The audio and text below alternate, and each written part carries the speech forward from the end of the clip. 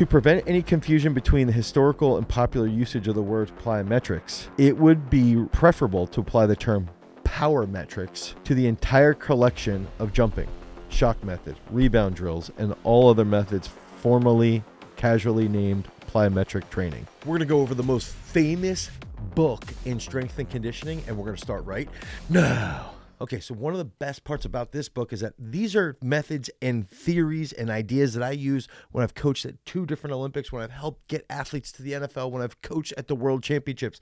Some of the biggest factors that I've used immediately when I first read this. Okay, so we're going back to like my senior year of high school, and I got this book, and I had no idea what I wanted to do. I had no idea what I was actually reading. The first thing I could understand was that methods for overcoming barriers. Okay, so if I'm hitting a plateau, that's how I interpret it. I went through and I go, okay, so if I have a plateau, strength and conditioning plateau, attempt to increase the number of repetitions with near maximal loads. Thus, for example, try to increase your 2 rep max or your 3 rep max or your 3 rep max and have your 3 rep max become your 5 rep max. So I took this section. This is the first thing I did. I said, okay, let's try to apply these 28 different methods if I hit plateaus. Next method, decrease your higher repetition training and include more 1 rep to 2 rep or 3 rep maxes. So at the time, I remember hitting 6s and 8s and 10s, and I couldn't get like much stronger. I wanted to bench 405. So what did I do? I started to do a lot of doubles at 350. Okay.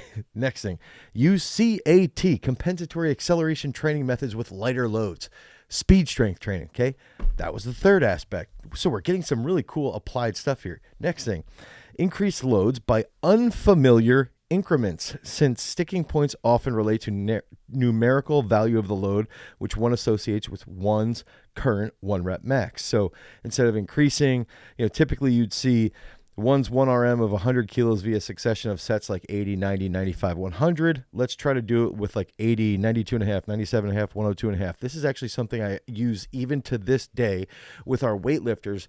We'll take crazy jumps and then we'll drop down and then we'll do another big weird jump and then we'll drop down, take 2 kilo jumps. So I think this is an absolutely fantastic method to use regularly. Changing your warm-up strategy, a very simple thought process, right?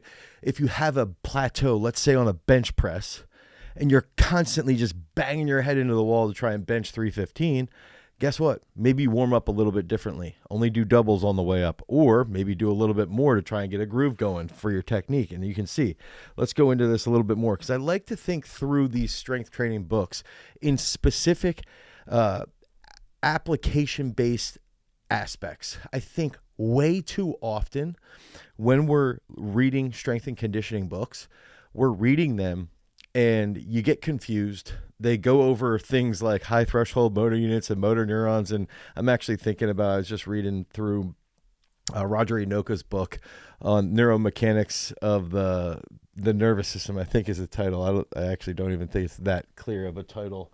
Now that I'm looking for it, Neuromechanics of Human Movement. Neuromechanics of Human Movement. It's like you're reading these books and you just get confused. You just get lost and you're like, where do I even start? Please make this simple for me I just want to get strong. Okay, so that's where, like, when I was younger, I would look through this stuff and really think through this and go, okay, what's a holding set? This is a method that involves holding the weight statically at a given point during or at the end of a movement to isometrically strengthen the muscles. This is literally something that we do every day here. We'll do an exercise called a homer, and you'll hold here, okay, and you'll hold it for 30 seconds at 90 degrees. Then you do 12 curls, and then you hold for 30 seconds at 90 degrees, and you do 12 curls. Try that today. Okay, so if you got little small biceps, it's going to blow up your arms. It's a holding set. This is in page 400 of this book. Okay, let's go. If you use pyramids, use fewer repetitions to reach your maximum. So you do your repetition work, then you do a reverse pyramid down from your maximum. So this can be especially useful if you wish to concurrently work on strength and hypertrophy. So you could do a couple heavy singles or heavy doubles, and then you have a crazy drop set. Okay, this might be something that you would be familiar with from somebody like John Meadows was notorious for doing things like that. Okay, so let's go. Add minimal increments near your attempts with your 1 rep max. This requires the use of very light weights. So you just very, very lightly increase or decrease that load. Use any of the contrast training methods discussed earlier. So a cumulative set. This is a method that entails beginning with a set of a 1 rep max and adding 1 repetition to each set until a final set to failure is reached. Okay, so this is actually interesting where it's like, let's say you do a single at 315. Okay, let's try to do a double at 315. Let's try and do a triple. You just slowly increase doing that. Another type of reverse cumulative would be you take the 10 RM, okay, and you just you take like a 10-second rest between intervals and you hit like a double rest, double, and you try to get the 10 RM, you try and do like, let's say 30 reps, okay, with minimal rest. So these are interesting, like rest pause type of methods. Super maximal adaptation training methods, okay, which entail actions like taking a load which is significantly heavier than your 1 rep max off of a rack. You support it, you execute the lockout at the end of the range, or performing small end of range repetitions. You would rack that, and then you would try to do the normal standard where you would max out.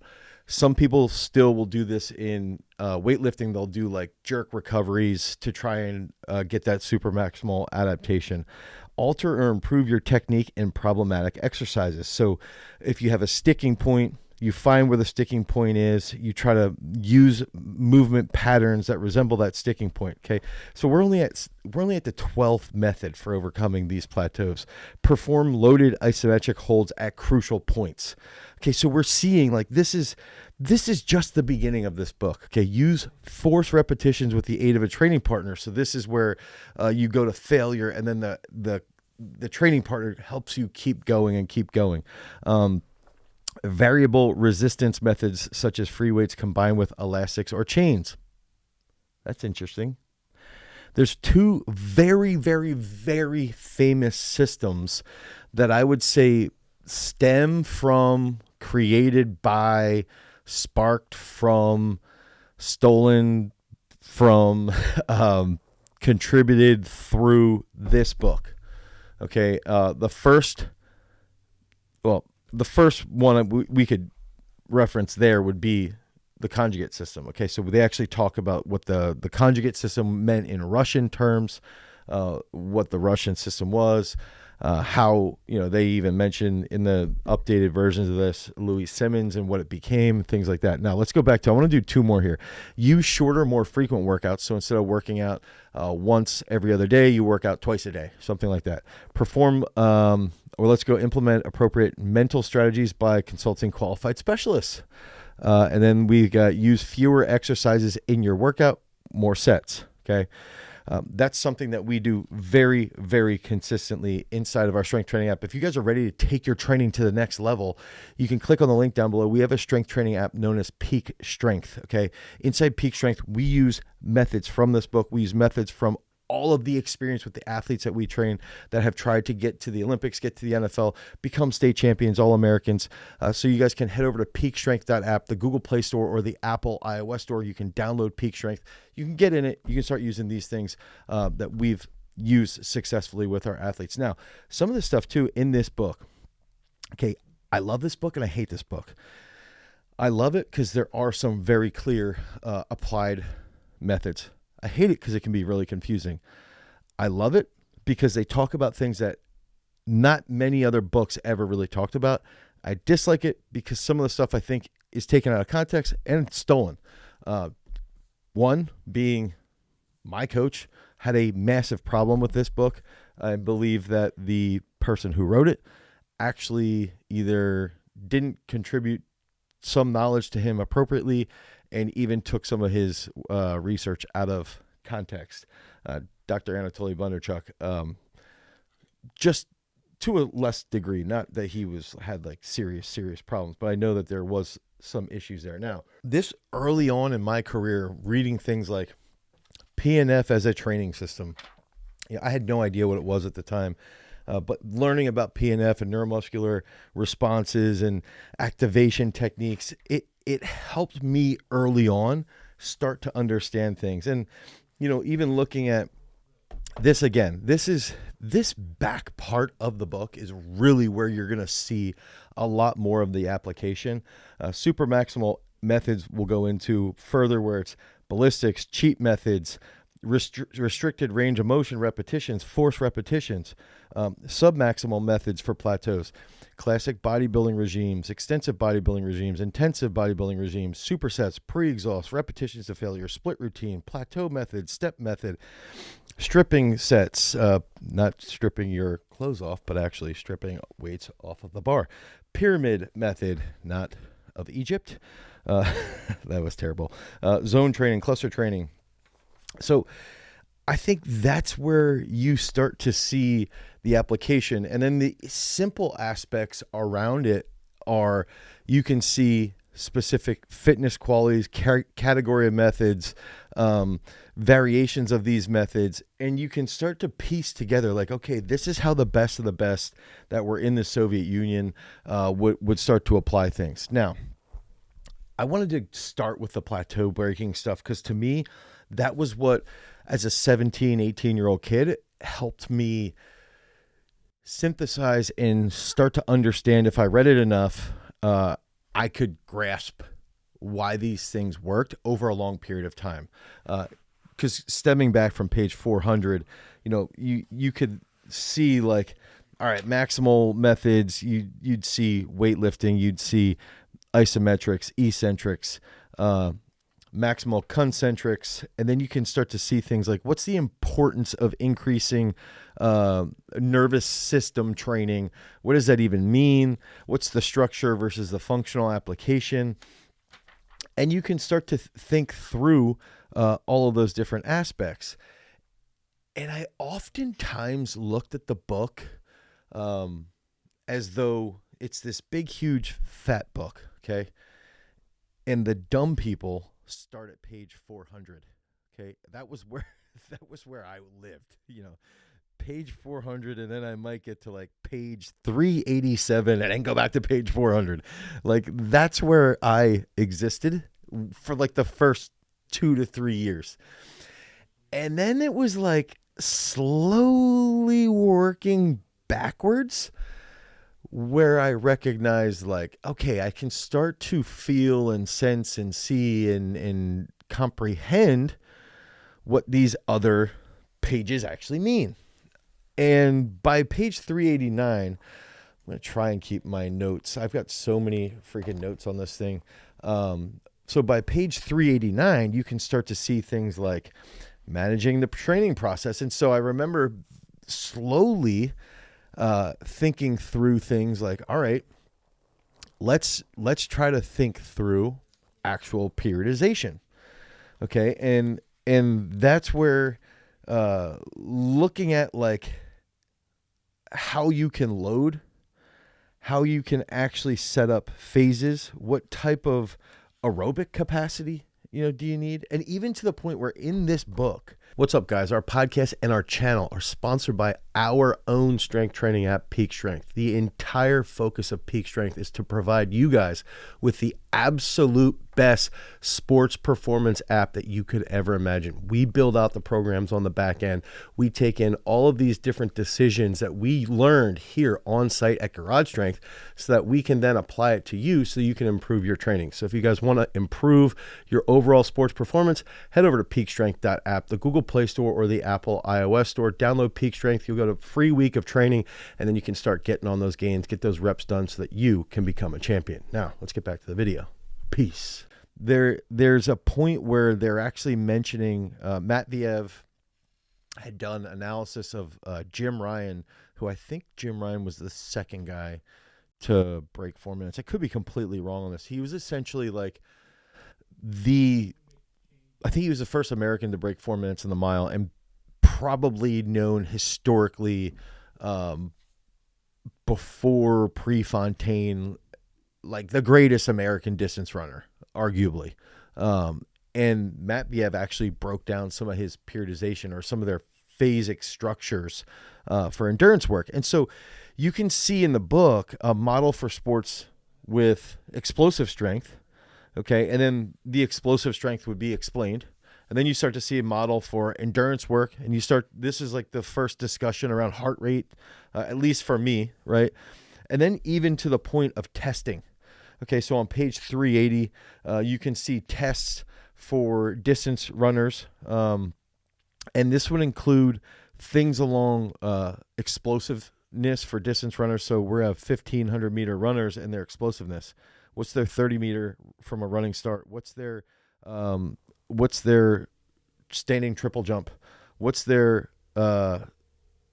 strides? What are their 4x200 or 4x400 meters? And I want to bring this up.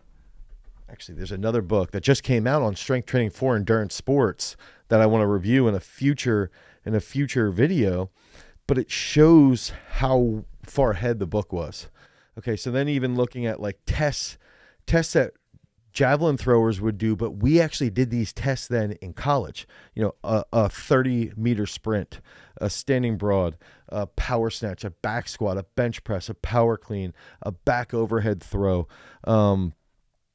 just a vertical jump, things like that really, really came to be something that made it easier to understand. I actually want to go back to the dumb section of 456 because I have some notes here where even on page 456, they're mentioning Vorobiev, and we've covered Vorobiev's books, where in the mentioning here, they go through what entails of a good vertical jump for an elite lifter, a master of sport, different classes, muscle pound for pound ratios, stuff like that. And those are really where the sport depths that we've come up with, the tests, the assessments that we've talked about in past podcasts, all of these things are genuinely rooted in a lot of this and a lot of the application of strength and conditioning theory, physiology, and advanced biomechanics, really, and then how to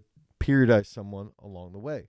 And so let's get into some of the key concepts here, okay, from the book. So I think one of the most important aspects around the book, well, actually, let's get into a little bit more, because on page 380, we got the test. Page 371 is where we're going to see the discussion about the conjugate method. So let's get into that just a little bit here. This is the crazy part, is like you're looking at like crazy amounts of content. So recent research shows that it is appropriate to employ the conjugate sequence system of loading for highly qualified athletes. So my understanding from the book, if I would boil this down into, let's say, 2 sentences, I'll try to keep it to 2, a minimal amount of sentences. And when I did my first podcast with Dave Tate, we actually talked about dynamic correspondence. And he was sort of like, what was your take from all this? And I think that my take from this book, for me training with Dr. B, for me training and having a decent understanding of this early on, was training and adaptations are very general at an early age. And then as athletes age, adaptations and stimulus needs to be more specific. And if you're using or working with highly qualified athletes, it's more appropriate to use the conjugate sequence system. So the conjugate sequence system does not reject the complex method as the most general principle of training, but only extends it so that it meets the requirements of conditioning highly qualified athletes. So complexity should be understood in terms of its evolution over time, not its contents and structure at a given instant. So the chief mechanism of training effect of such a method consists of the summation of positive accumulated after effects of preceding loading of different primary emphasis. So like sentences like that just absolutely would drive me nuts, because I'd sit there like, what does that even mean? What does it even mean? How is this going to help me train athletes to become absolute freaks?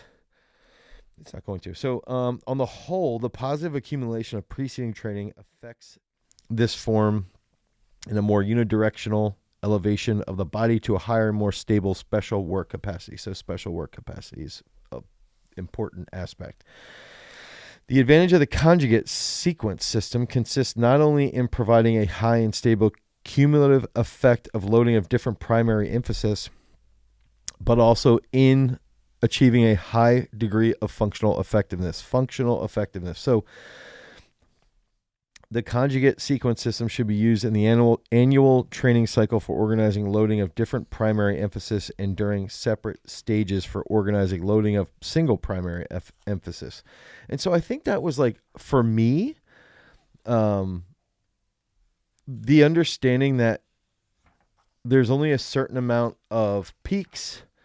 There's only, is it good to be having a concurrent system or not? Should it be the block or linear method, which this book is a bit more critical of linear periodization, and much more in favor of undulating and more complex type periodization. And I think that also stems from the specific types of loading. Okay. And so you can actually get into, the use of concentrated loading, problems with concentrated loading. What does concentrated loading mean? Who studied these types of loads? And I think that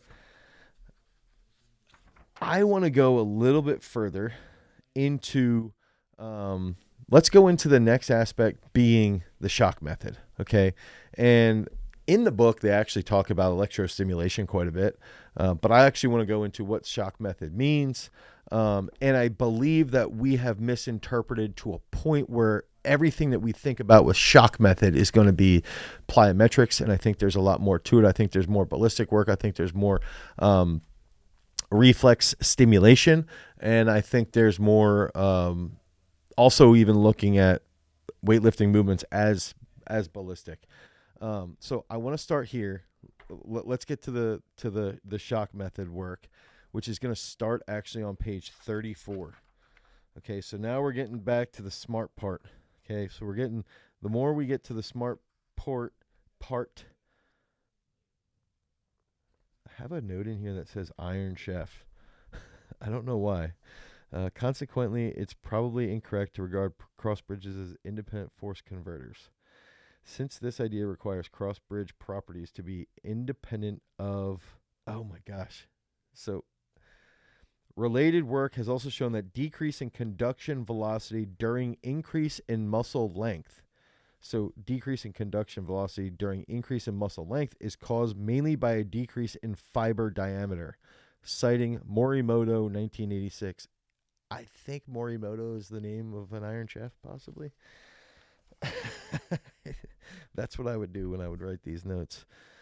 I would put things like that in there. Okay, so now we're looking at page 34. Now, the other thing I will say is that in the book, they do a great job breaking down the structure of muscle, strengthening connective tissue, types of specificity, what is strength, how should we be defining it. Okay. So shock training and plyometrics. Okay, so I want to start here. We're going to be at page 34 to 35, and then we're going to go to page 207, then we're going to go to page 272. Okay, and let's go through this and see what we can get done. Okay, although not mentioned in the preceding list, the connective tissues also play a vital structural role in the strength process. Okay, in fact, the method, which is now known as plyometric training and developed as a special speed strength training method by Verkhoshansky, relies entirely on this phenomenon. The increase in concentric strength in response to rapid shock loading is a result of increased muscle tension elicited by the powerful myotatic stretch reflex and the explosive release of elastic energy stored in the connective and elastic tissues of the muscle complex during the eccentric muscle contraction. And if I remember correctly here, I want to say like 2010 I talked about calling them power metrics, but even I'm going to jump ahead and come back. Okay. To prevent any confusion between the historical and popular usage of the words plyometrics, it would be preferable to apply the term power metrics to the entire collection of jumping, shock method, rebound drills, and all other methods formerly casually named plyometric training.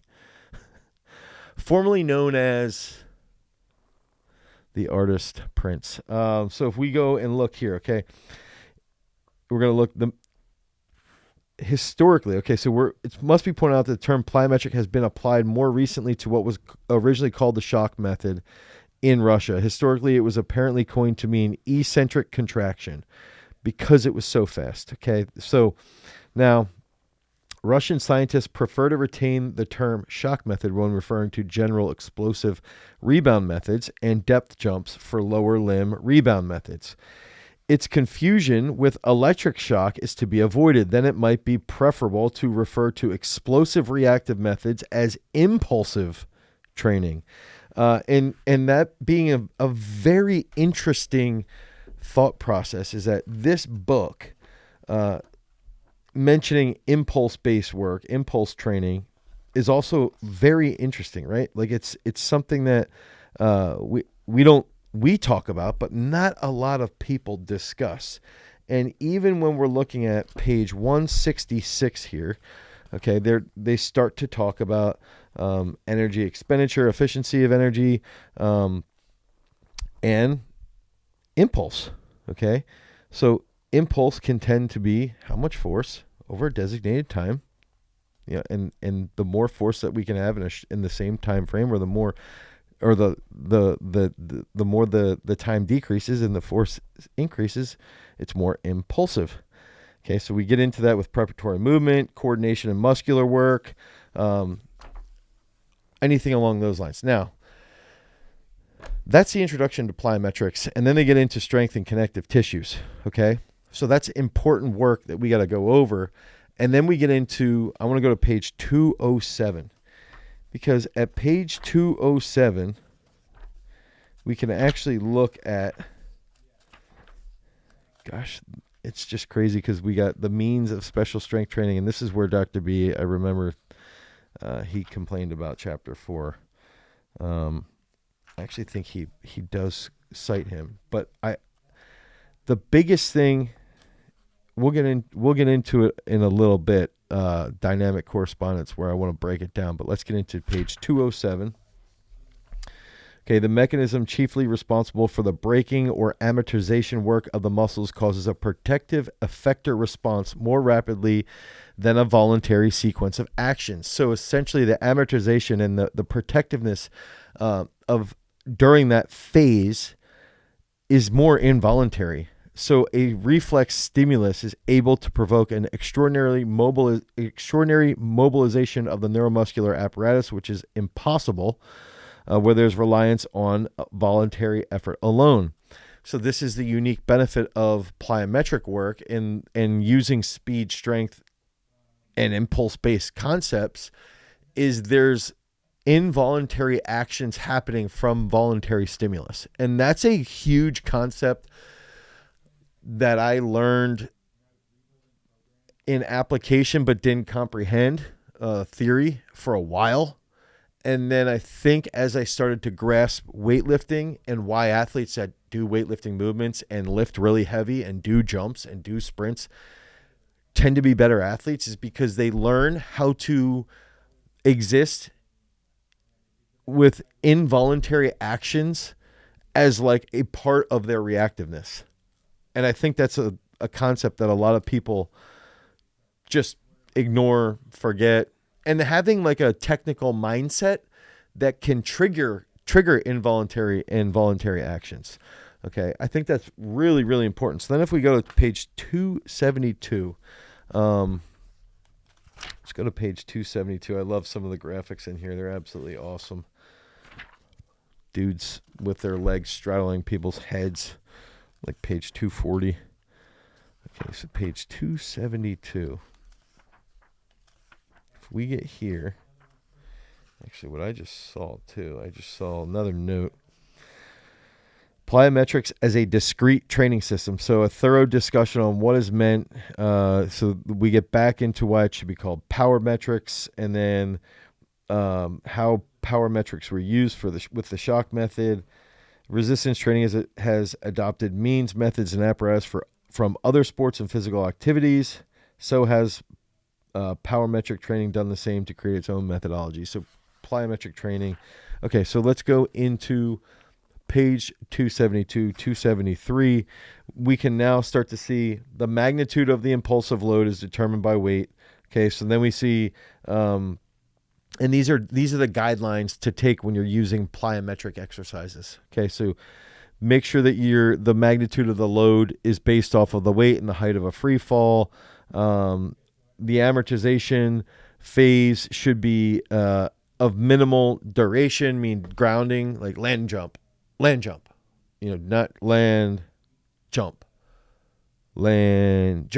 That's too slow. It should be of minimal duration and sufficient to create impulsive contraction of the muscles. Plyometric training should be preceded by a good warm-up. Okay, so a good warm-up is important.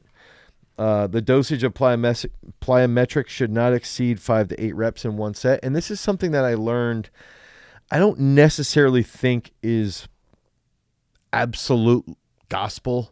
I oftentimes will think about like people jumping rope, doing hops.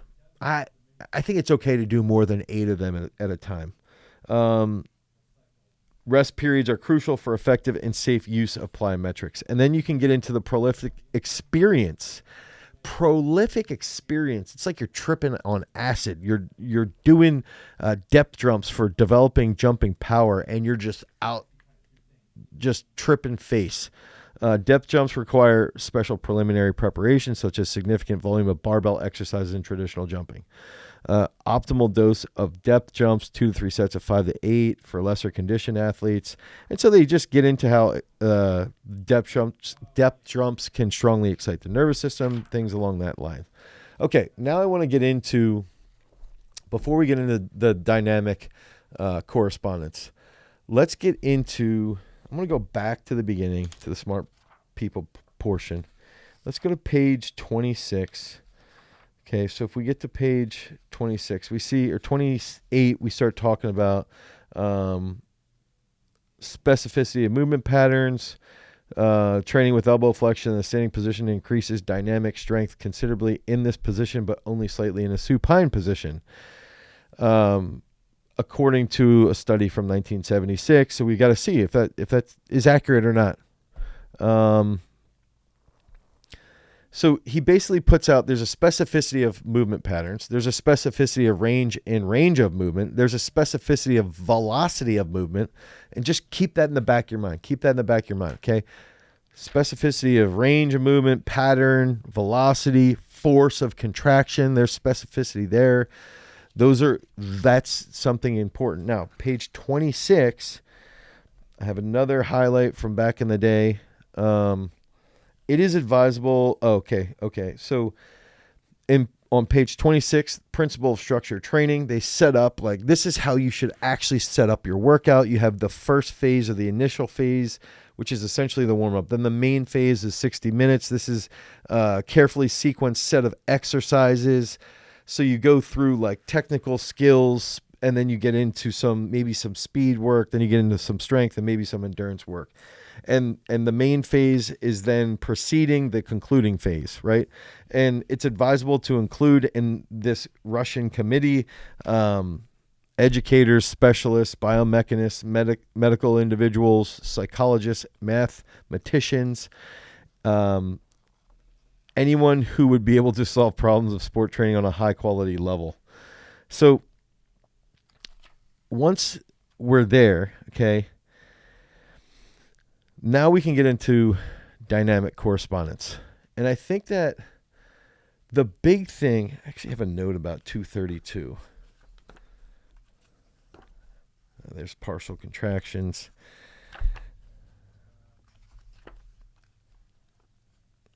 So if we get to page 232, I also want to see, I have a receipt from Kamloops, British Columbia there, actually. And then I have another note on page 94 about special strength. And then I'm just trying to look at these notes too. So page 232, recommended strength ratios. Okay, so quad to hamstring strength is 60 to 40. this depends on the specific type of sport. For example, it might be different for a sport like weightlifting, and this is according to Vorobiev. So it's interesting because I talked quite a bit about Vorobiev prior in our past book analysis, and he's hard to find information from. There was another note I did want to share with you guys. Where did it go?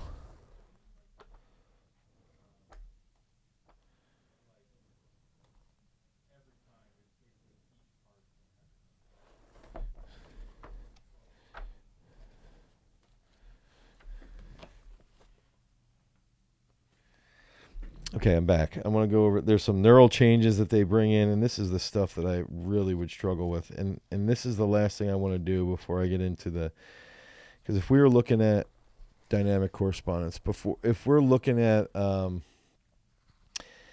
I have so many notes in here. Okay. Specificity and training. Okay, this is where I want you to really think through this. One theory proposes that strength training should simulate the sporting movement as closely as possible. And this would be force time, movement pattern, velocity, which I think, well, I guess not entirely force time curve, type of muscle contraction, and so forth. And then they would list the superiority of the specificity principle in at least 10 respects. So the type of muscle contraction, the movement pattern, the region, the velocity, the force, the muscle fiber recruitment, metabolism, flexibility, fatigue. I think that stuff's important. I do. But I don't think it needs to be the end-all, be-all. And that's where I think I start to waver. And while I'm looking for this, what I want to share with you guys is, actually, this is one other thing. Gosh, if I'm looking also at page 27, okay.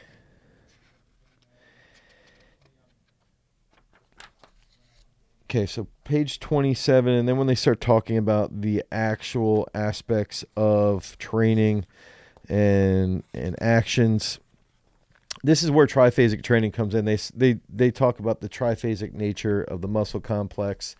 There's an eccentric contraction. There's always an isometric contraction, and then there's a concentric contraction. And so my understanding of the muscle complex and all those things, and I could be wrong here, is that Cal Dietz essentially took that and then would have specific focuses on muscle actions at certain times in the periodization. And that's based off of this component of the triphasic nature of muscle action. So, the triphasic nature and coactivations and all those things play into design, and my thought process is the system of triphasic that Dietz has. My issue is I don't necessarily know or think that the way he goes about it is the actual best way or not. I don't know. I don't use it. I'm not super familiar with it, but okay. Now I want to get into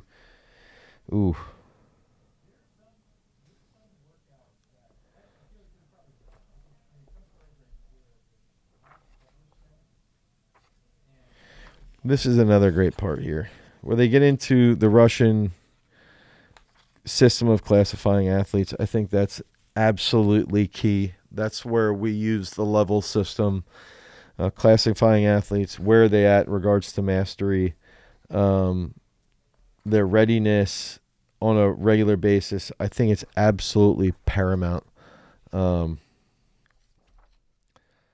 Okay. Two little tidbits I was going to bring up here too is even the effective head position on strength. So this is where I would actually see the dependence of strength on muscle mass, the effective head position on strength. The position of the head has a powerful effect on overall posture, standing, sitting activities, and is well known in gymnastics. So it's like going through this excessive hyperextension or hyperflexion, particularly if combined with rotation, can be very dangerous for the spine at times. Head rotation not only is inadvisable during lifting, but also during supine loaded movements such as bench pressing. So it's like cool things that you can read when you're younger and you're going like, oh, shoot, I should just control my head, basically neutral. The dependence of strength on muscle mass. And they just get into powerlifting totals. And there's a paper recently that came out of meta-analysis, and they break down that people with more muscle mass are stronger in the realm of powerlifting. There's literally an entire database of powerlifters and their lean muscle mass and what their totals are. It's like a direct correlation. And on page 155, they're talking about this. And there's even a discussion of wrestlers' body mass, lean muscle mass, and their connection to, lean mass connection to absolute strength. Okay, now page 177, there's a really cool image that shows reflex and its discussion. And this is on page 177, reflex and discussion. So we can see a load. Okay. So let's say there's a load in my hand. Then there's going to be a stretch reflex here, right? And this stretch reflex leads to a tonic stretch reflex, which then leads to a communication of the Golgi tendon organ to communicate with the brain, and then possibly have a release of the load if it's too heavy or not. And then that can then lead to things like cross extensor reflex and other things like even muscle spasms to protect the joint. So I think like seeing those things and understanding them at an early age. Now, finally going to get to page 200. Okay, 200 is where I want to start with some of the discussion around the foundation of not all strength is created equal. I believe, in my mind, truly does come from the Soviet system. Okay, not all strength gains are created equal. Okay, and do I absolutely 100% agree with that? Not entirely, but I think there's some credence. So this is where we can get into, this is the principle of dynamic correspondence, which determines how closely the means of special strength preparation corresponds to the functioning of the neuromuscular system in a given sport. So the theory becomes the closer a movement resembles through joints, through speed, through force, through muscles being used, through the force time curve, the closer that resembles the actual sport, the greater the transfer is of that actual activity to the sport. Okay? So whether or not, I just saw some quotes there from Dr. B. So whether or not that's absolutely accurate, I don't necessarily believe, because I also believe there is credence, and you could use somebody like Joe Kovacs as an example, somebody who's insanely like absolute strength strong, right? But he's still doing enough of his normal sport that he has a pretty good application of his max strength to his sport. Now, I believe when you're looking at dynamic correspondence of a means of strength training, okay, so this is the amplitude and direction of a movement. So think about throwing a shot. You would be throwing a dumbbell, or you would be throwing a barbell. The accentuated region of force production, so it would be the same range of motion. The dynamics of the effort would be snappier, faster, high speed, okay, because you're a shot putter, so it's going to be high speed. The rate and time of maximum force production, the regime of muscular work is going to be similar. So it's very like functional. Now, what they do in this book is they would break down like speed skating with a sled behind you and pulling heavy weight, okay, doing hip exercises as a high jumper that mimics jumping at very high speeds. Okay. things along those lines, where the rate and time of force production, all these things are basically, sort of lined up and equal. Oh, here's page 318. Even Matveev himself discussed some of the limitations and scope of the model, details of which are essential to read if one wishes to appreciate the nuances of his scheme. In his textbook, for instance, he quotes a periodized plan that was used by the renowned middle distance runner Jim Ryan to show how this remarkable athlete planned the individual aerobic and non-aerobic components of his microcycles and macrocycles. Okay, that was just a little quick sidebar. I got two things now. We're going to finish this one off. Okay, and this is the funny thing about this book, is that you just keep finding things. And okay, I want to go over the specific correspondence of the training effect, and then I'm going to show you guys something that I go through this book a lot, and I completely forgot that I have this, which is, I'm going to try and hold this here. This is a note from Dr. B. So Dr. B took my book and wrote some notes in here. This is back, dude, this would have been 20 plus years ago now, almost 20 years. Anyway, and I have this on the page of specific correspondence of the training effect. So this principle of specific correspondence points to the need for correspondence between the general effect of strength work and the specific character of the motor regime of the given sport. So how can we take the general effect and then transfer that general effect to the specific way that you execute any type of force in an athletic venture?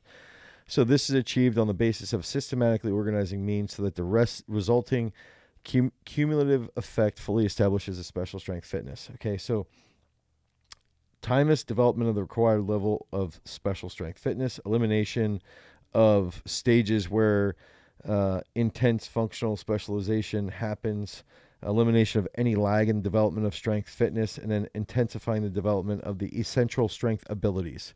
Okay, and then there's a layout of external factors, primary motor regime, specialization according to ability, and then absolute strength, acceleration, starting strength, blah, blah, blah, all that stuff. Now, that ties into the final aspect here, which is going to be dynamic correspondence. And this was discussed earlier.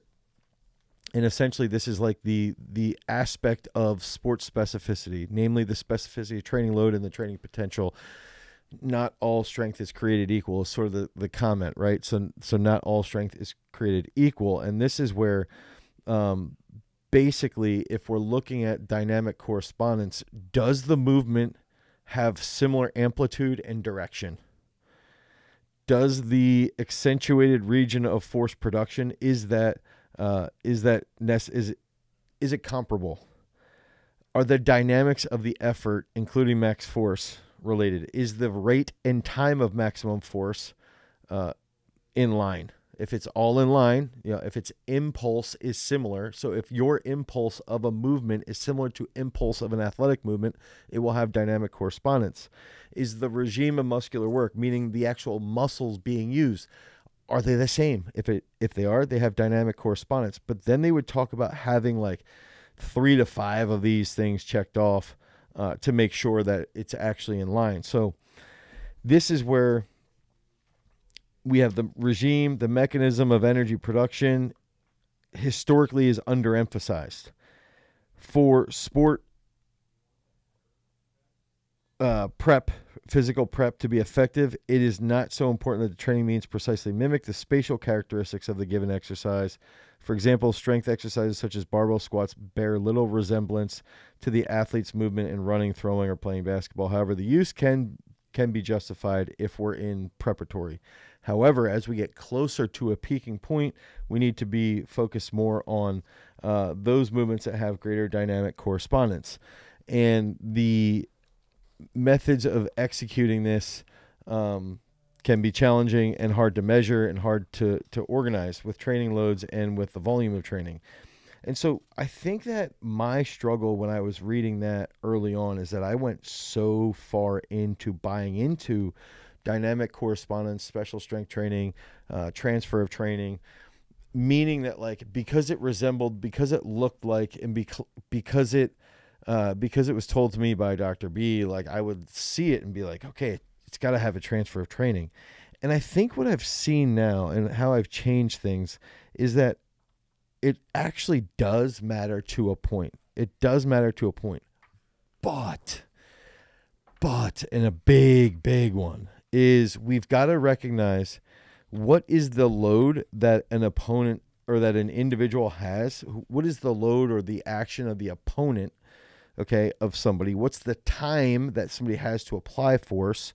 But then on top of that, I actually think the weight room for us here in the United States, the best means of all this is that inside the weight room, we need to get athletes as strong, as fast, as explosive as possible. If they're in an endurance sport, we have to have a high priority on endurance as well. So we need to do strength, speed, explosiveness to the 10th degree, very, very high.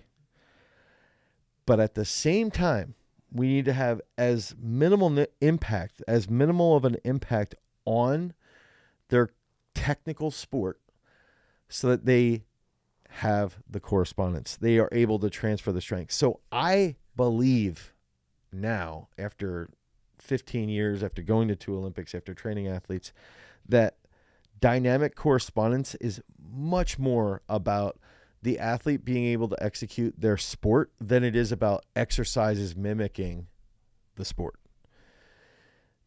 Because oftentimes, very, very oftentimes, I have seen athletes that don't do functional stuff, they don't do sport-specific training, and they dominate. And the reason why they dominate, I think, is because they will stimulate their nervous system, they will be strong, they will be fast, they will be explosive, and they're able to figure that out while still dialing in their technical sport. And that's where the correspondence happens, is in the sport realm, is in your practice. So if you get stupid strong with squats and cleans and snatches and jumps and sprints, and you're able to practice your sport a lot, you're going to be the best. And so I think that that's ultimately my takeaway. I think there's a lot of action in this book around learning mechanics and learning movement patterns, learning energy systems, learning tests, in learning how different sports can interact. It can be really, really confusing and really, really complex. I think ultimately the best part about this book is literally in the back and just seeing like how they set up some workouts, tactics you can use to break plateaus, real simple stuff like that, exercises for plyometrics. I like that application stuff because I don't really give a shit about dynamic correspondence in 99% of my athletes. And I think that that's my problem with the book, is it can be so distracting, but really it does come back to it. It helped me so much with understanding speed, strength, explosiveness, plyometrics, periodization, but then using bodybuilding, weightlifting, strength training, max work, speed work, explosive work, endurance work, all in conjunction. So it has caused me massive headaches. This book has caused me massive headaches. And at the same time has brought me massive amounts of joy because I've sifted through this over a long period of time. And my goal is to try and synthesize something a little bit more practical, a little bit easier to understand. And this book is SUPERTRAINING, okay, from Yuri Verkhoshansky and Mel Siff. Again, I would say this is probably the most famous book on strength and conditioning. I think it's probably also just like the weirdest cover, but a book that I use as a resource. I question it. I challenge it. I'm anti-super training and pro-super training at the same time. And I think that's an important aspect around strength and conditioning. So pick that up. My problem with this book is the way I presented this. I'm bouncing all over the place. That's how I feel when I'm reading it. But at the same time, I get inspired and motivated to get better with my comprehension and my understanding of a training system. If you guys need help with programming, head over to peakstrength.app, the Google Play Store or the Apple iOS Store. We use a lot of principles that we have inside of Super Training in our app, Peak Strength. Because remember, freaks, if you want to become a champion, you've always got to cultivate your power. Peace.